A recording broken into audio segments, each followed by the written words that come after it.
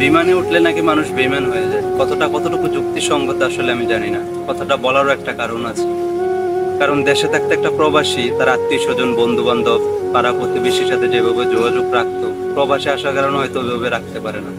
কারণ একটা প্রবাসী যখন কাজ করে তখন সকালবেলা কাজে যায়, সন্ধ্যাবেলা কাজ থেকে আসে, আসার পর নিজে রান্না করতে হয়, রান্না করে গোসল করে খাওয়া দাওয়া করতে করতে বেজে যায় 9টা 10টা।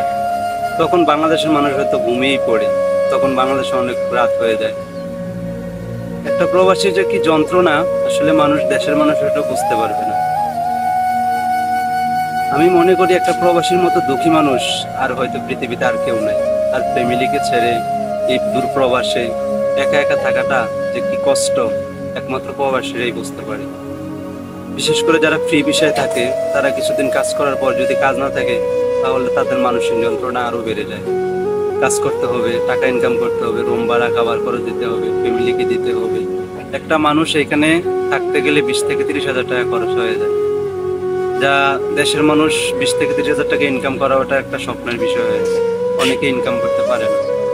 তো প্রবাসীরা এরকম হওয়ার কারণটা কি, একমাত্র প্রবাসীরাই জানে। হয়তো দেশ থেকে আপনারা ওরকম ভাবে বোঝেন না আসলে প্রবাসীরা কি কষ্টে থাকে,